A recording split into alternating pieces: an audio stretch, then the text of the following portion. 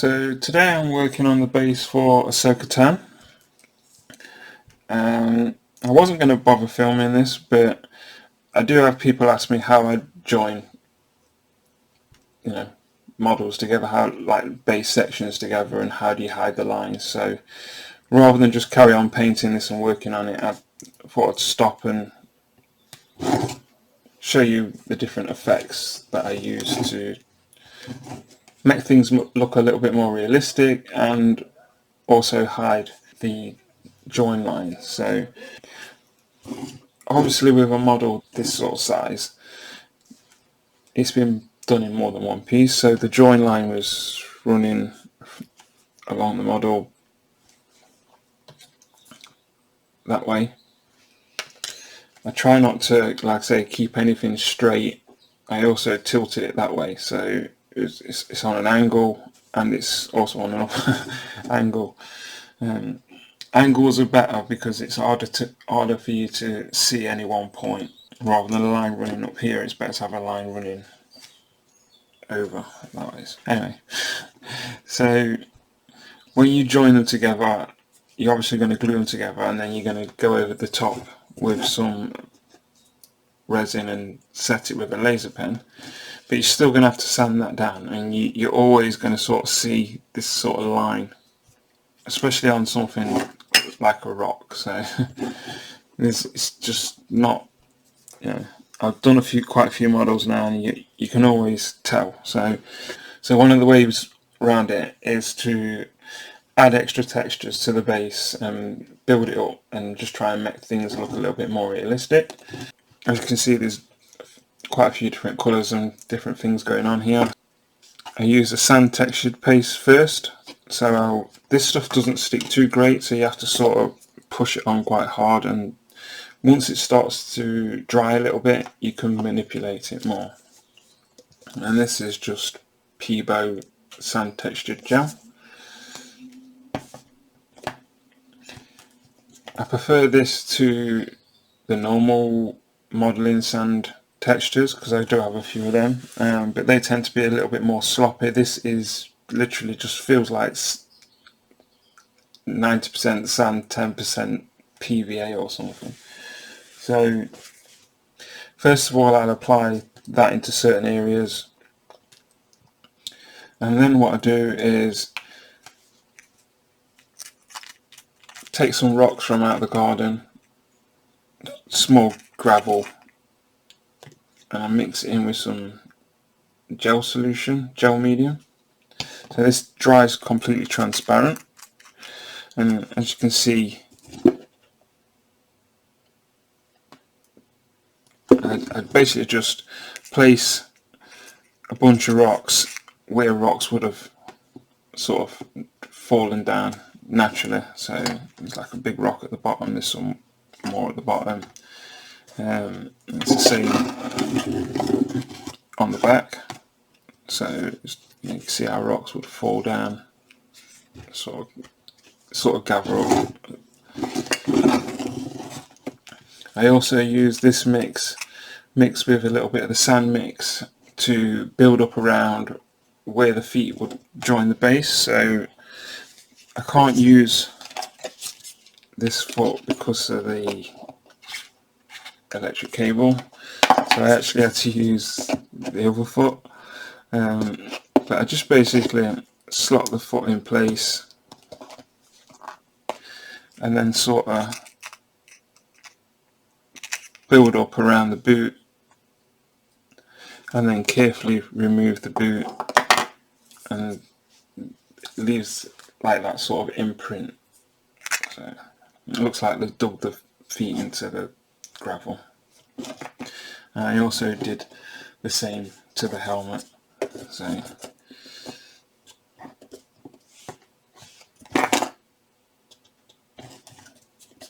it just makes things look a little bit more realistic, I think. You can always sort of take this off if you want to, if you think you've put on a little bit too much or gone over the top. So once that's dry, it doesn't take long to dry, it takes about half an hour, sort of, not very long.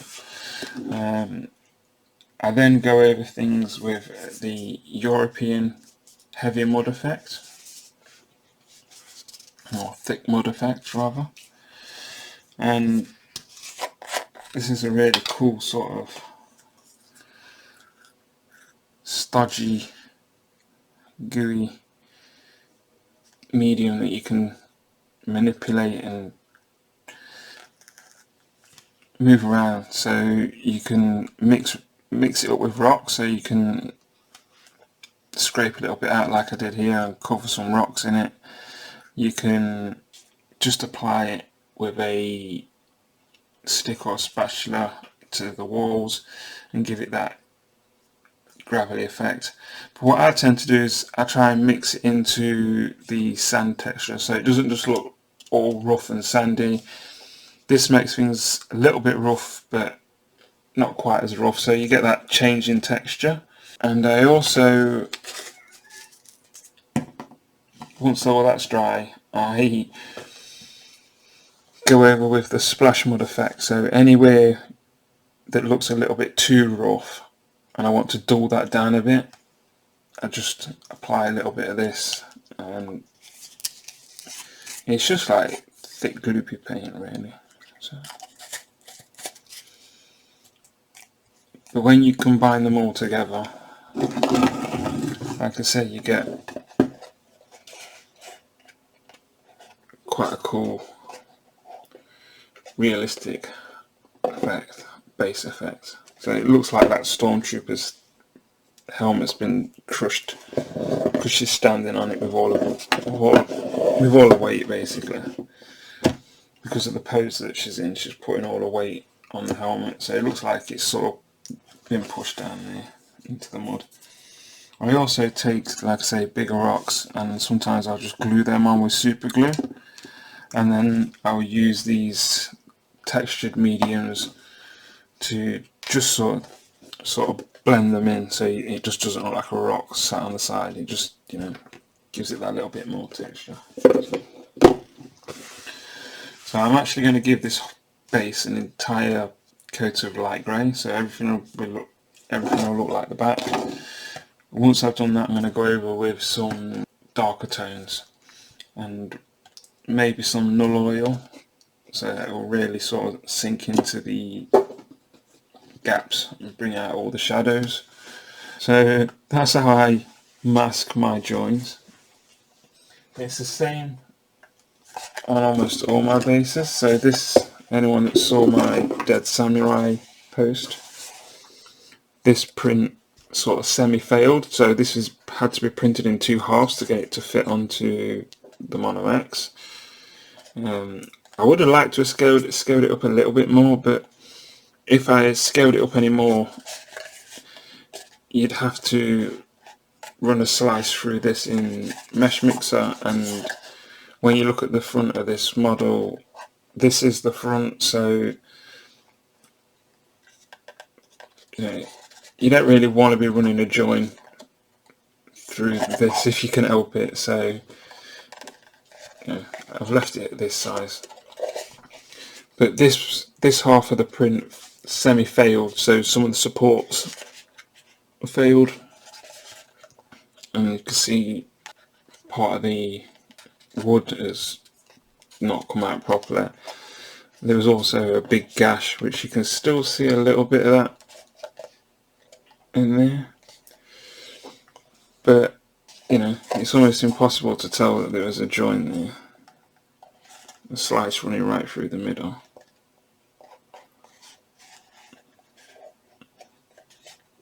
And that's because I use these textured pastes just to add a little bit more texture, and obviously I was able to mask any other areas. This has got to have a snow texture on this because this is a snow terrain that was on the model. That's how it was designed to be anyway, so I've just ordered that, and you can see all these sort of wood grain textures. They was all gone. This was all had to be sanded off.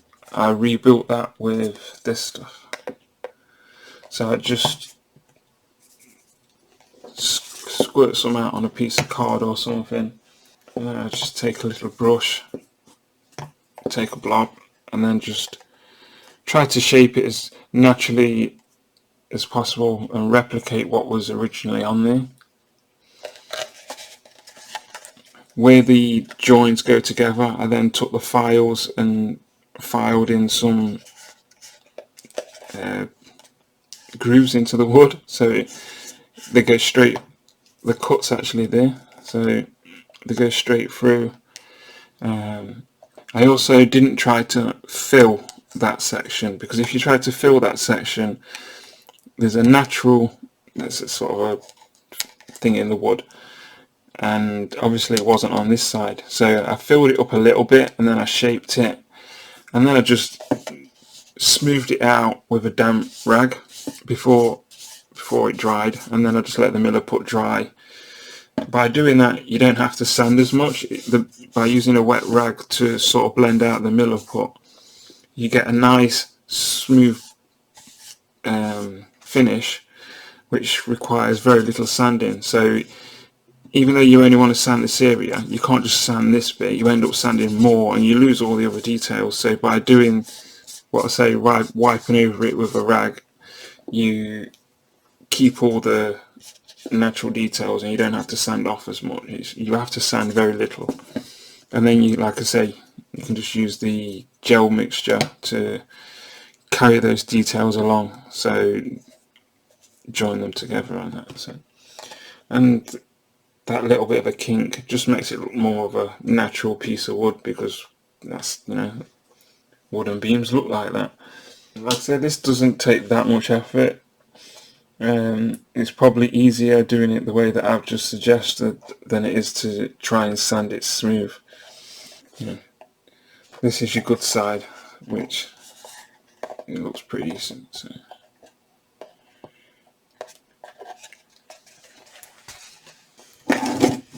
So yeah, that's what I use to hide and disguise my joins, and also join the model to the base and make things, like I say, look a little bit more realistic. So the line for this actually runs across here and it's down there. So that's the join.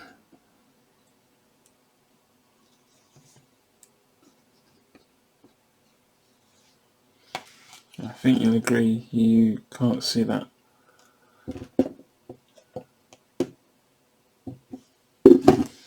Today I'm just going to be panel lining and painting this Stormtrooper helmet.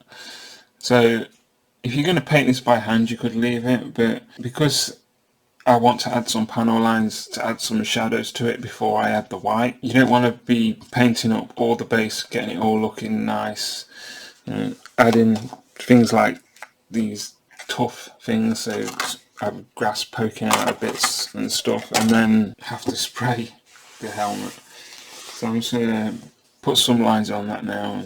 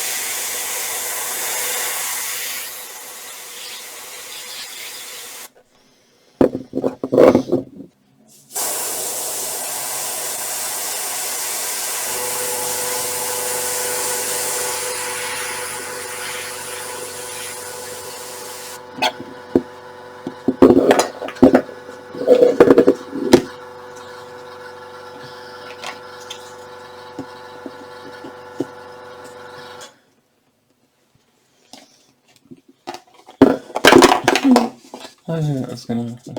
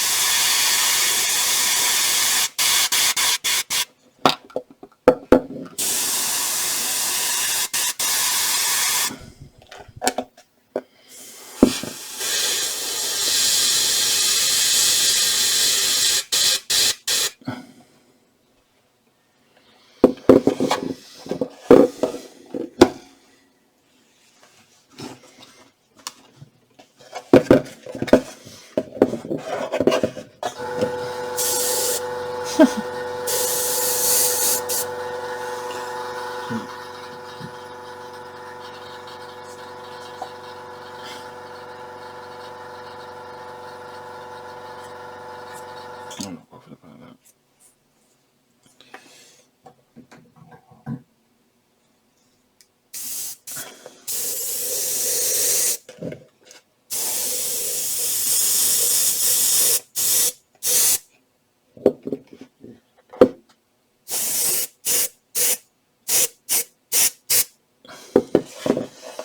I think it's a little bit thick.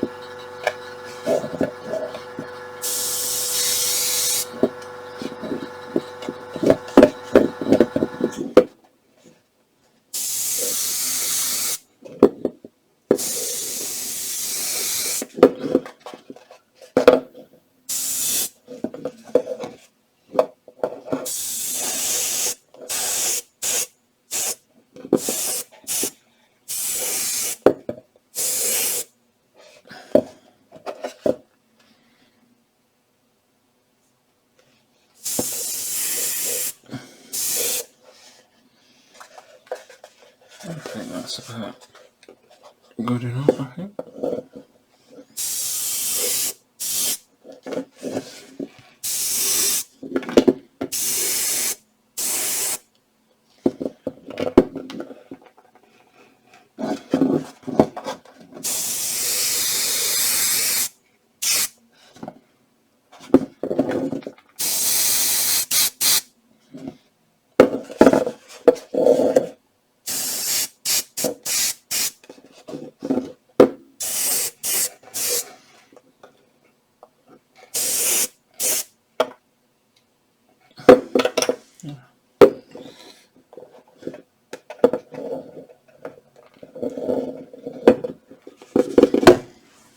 So once that's dry, I will add a wash.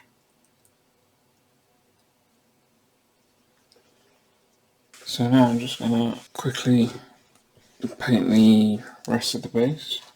And for that I'm just going to use ash grey.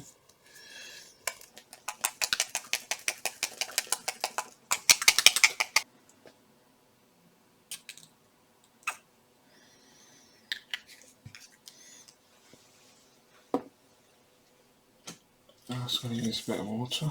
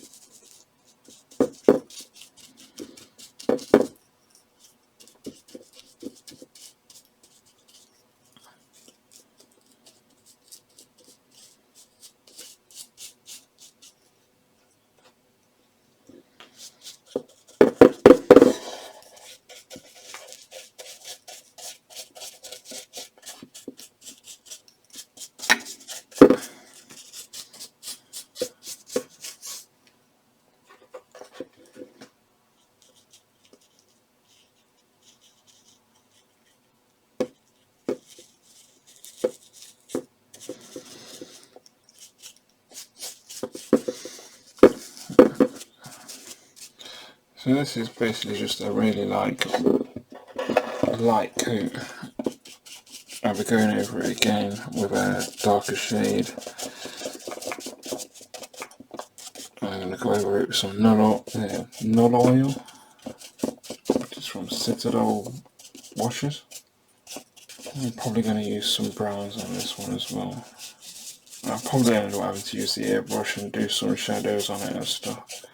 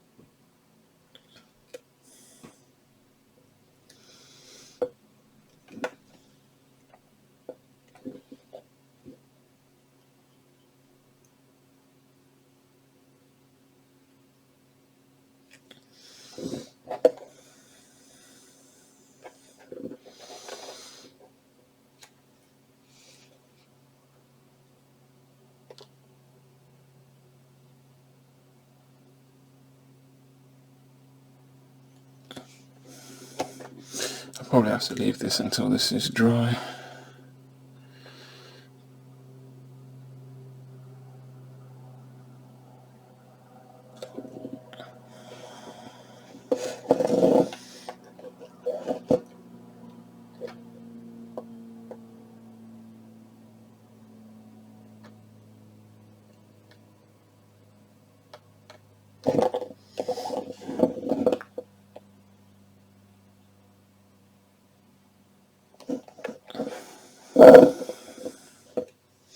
Yeah, I need to be able to lean on the edge.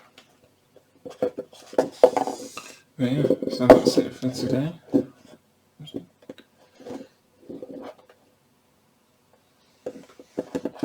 Hopefully when I make my next video, I will have done quite a bit more.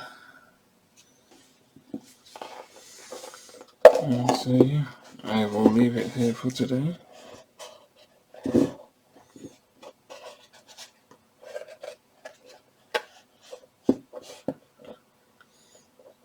Things will look a lot better once I've got those washers on there and stuff.